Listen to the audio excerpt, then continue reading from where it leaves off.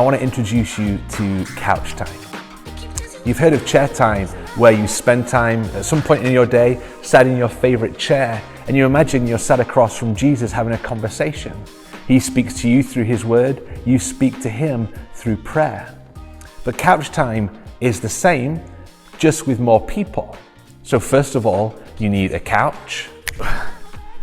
Then you need to grab your Bible, the curriculum you're going to use, then grab your kids, your spouse, or just a close friend. Sit down and start talking to Jesus. And these are my top 10 tips for how to have a great couch time. Tip number 1, technically, you don't need to use the couch. You can mix things up. Some days, do it on the couch. You could do it around the dinner table. You could even take a picnic on the backyard. You could snuggle up on your bed and do it. Just because it's called couch time doesn't mean it needs to always happen on the couch. Tip number 2, pick a time of day you want to do it. Good intentions are great, but consistency is key. So it's great to pick a time of the day you want to do it. Before breakfast, after dinner, whenever works for your family. But don't be too hard on yourself if you miss your time or even miss a day. Just pick back up where you left off the next day. Tip number 3, don't be embarrassed too easily. It might feel awkward at first if you've never done Bible time with your kids before, praying with your kids before, but they will follow your lead. Be the most eager when praying. Be the most silly when it comes to doing an activity or dancing to the worship songs you sing. Don't be embarrassed in front of your kids. They will follow your lead. Tip number 4. If you have a mix of ages, a range of ages for your kids, then have the older ones help the younger ones. Maybe have the older ones read the passage you're talking about that day. Have them help their younger siblings to find a place in the Bible and invite them to pray. It's a great way to show them how to lead their families in couch time.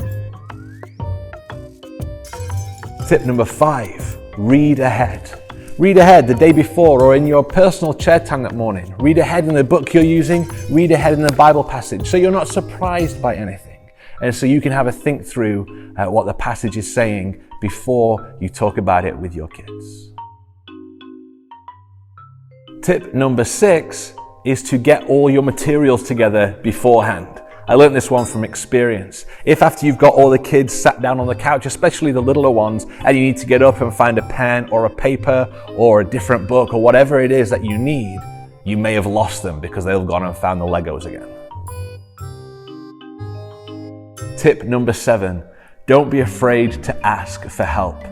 Kids can sometimes come up with some really tough questions that you're not even sure how to answer.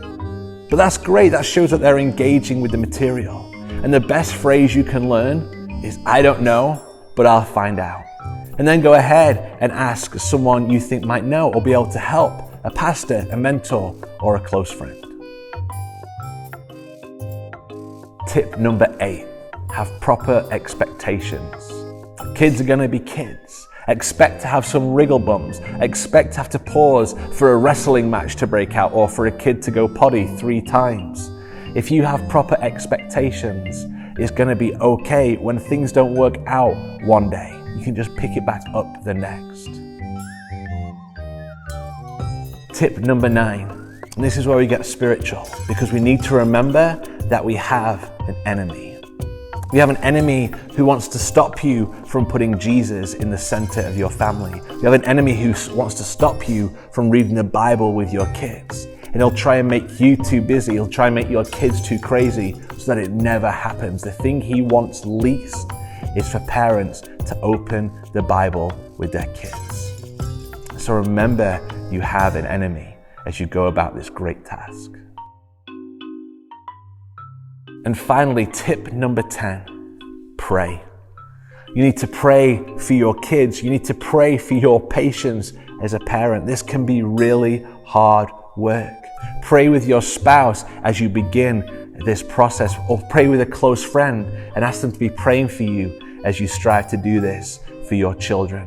Because the way this is going to work is not through your power, is through God's power at work through you into the lives of your children. So pray.